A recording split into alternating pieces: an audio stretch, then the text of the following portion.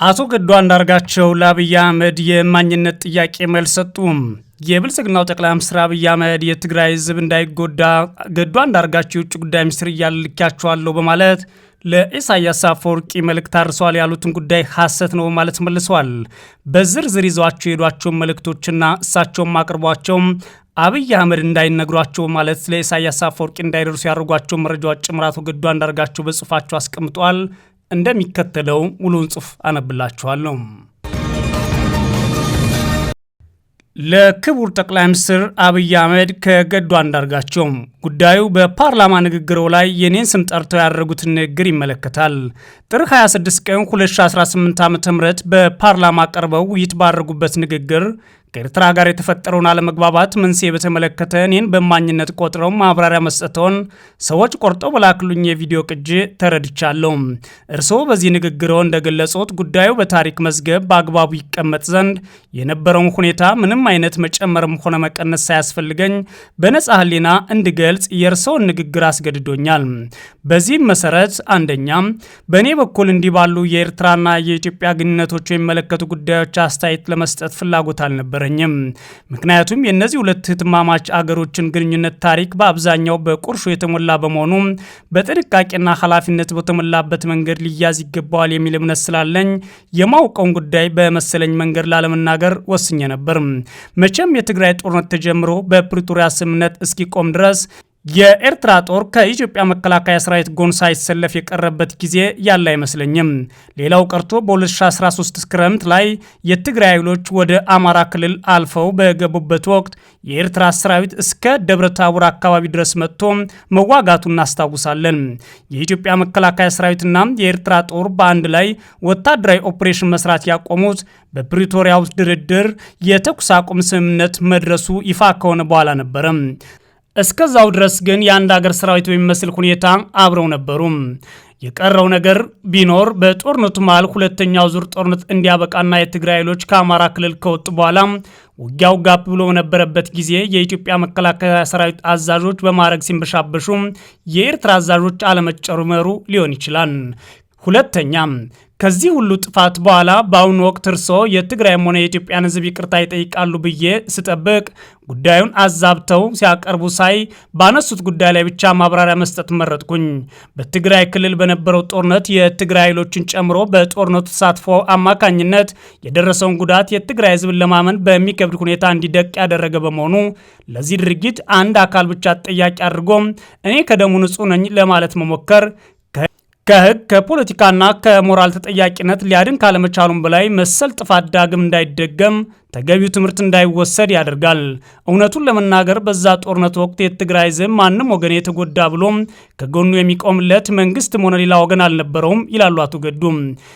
የነበረውን መንግስት ጫና ተቋቁመው በተወሰነ ደረጃ ከትግራይ ሕዝብ ጎን መቆም የቻሉት ጥቂቶች ኢትዮጵያውያን የፖለቲካ ሰዎች፣ ዓለም አቀፍ ድርጅቶችና የተወሰኑ የውጭ መንግስታት ብቻ ነበሩ ማለት ይቻላል።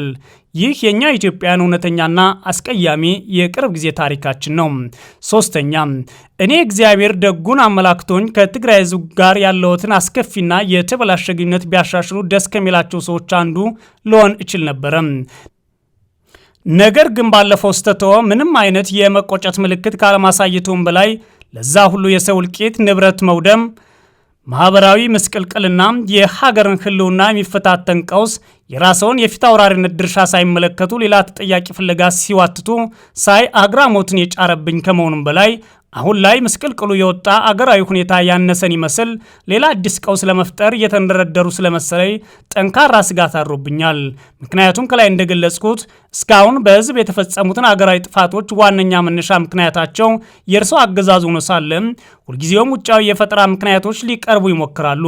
የትግራይ ጦርነት፣ በአማራ ህዝብ ላይ እየተፈጸመ ያለው ዘርፈ ብዙ ጥፋት፣ ማለቂያ የሌለው የኦሮሚያ ክልል ጦርነት፣ የቤሻንጉልና የቅርቡን የጋምቤላ ግጭት ጨምሮ በሌሎች የአገሪቱ አካባቢዎች ብዙ ጥፋቶች ያስከተሉ አገራዊ ቀውሶች የተፈጠሩት በዋናነት በእርስዎ አገዛዝ ደካማነትና ያለ ግጭትና ጦርነት በስልጣን ላይ መኖር አልችልም ከሚለው የተሳሳተ አስተሳስቦ የተወለዱ ችግሮች ናቸው።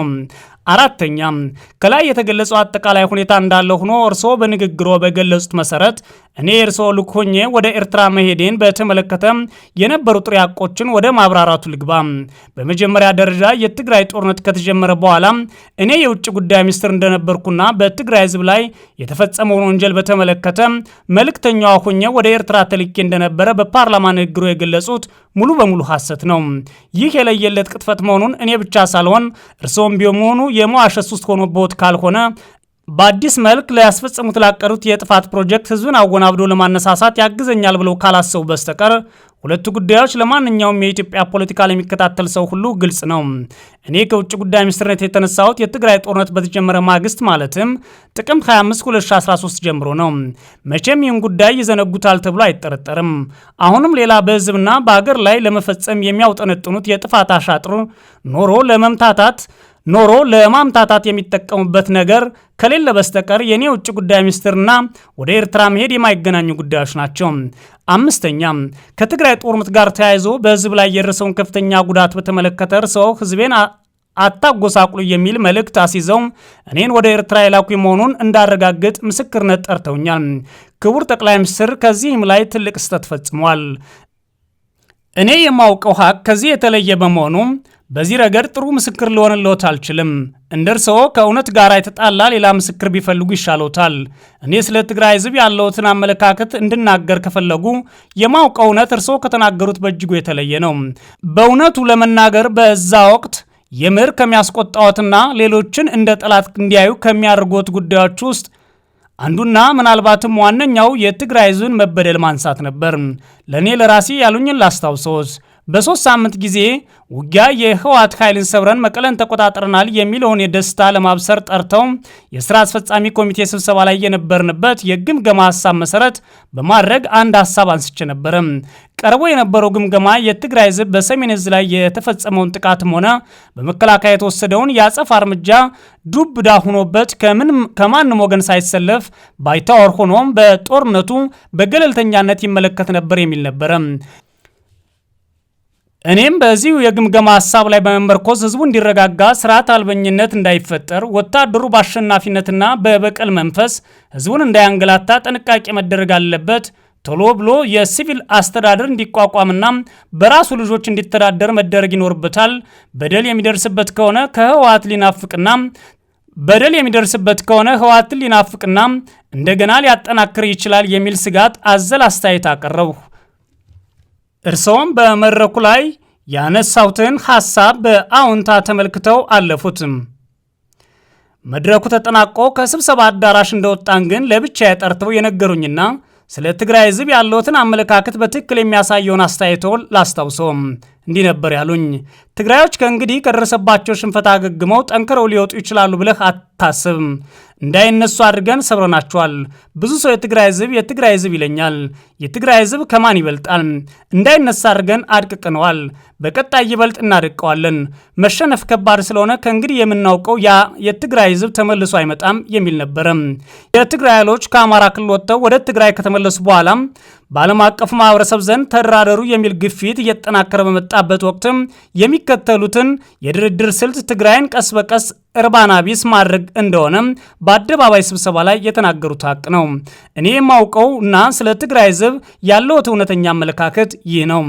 6ኛ ከፓርላማ ንግግሮ ትንሽ እውነታ ያለው የኔ ወደ ኤርትራ መሄድ ነው።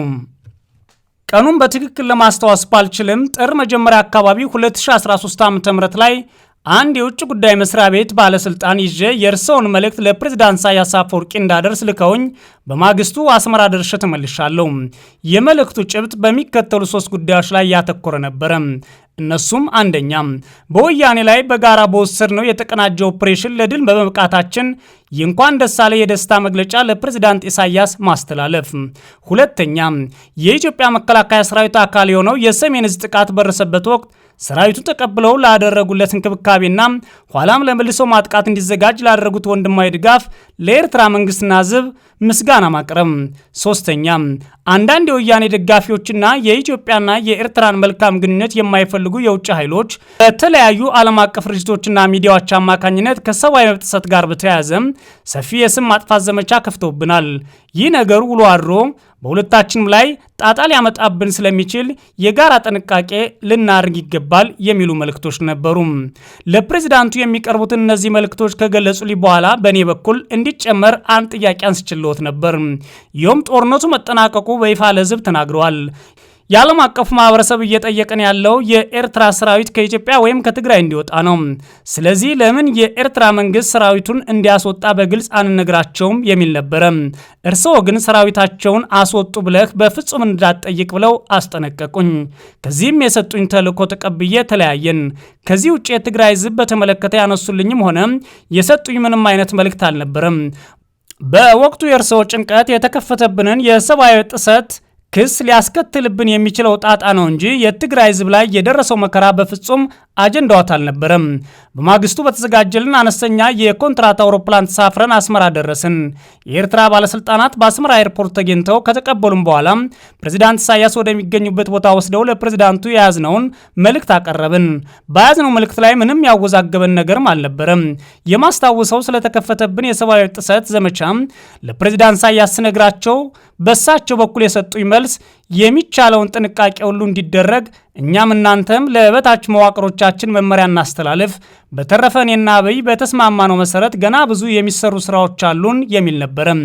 በሁለቱ መሪዎች አለ ስለሚባለው ስምምነት የማውቀው ነገር የሌለ ቢሆንም ውይይታችንን በሙሉ መግባባት ፈጽመን ወደ ሀገራችን ተመለስ።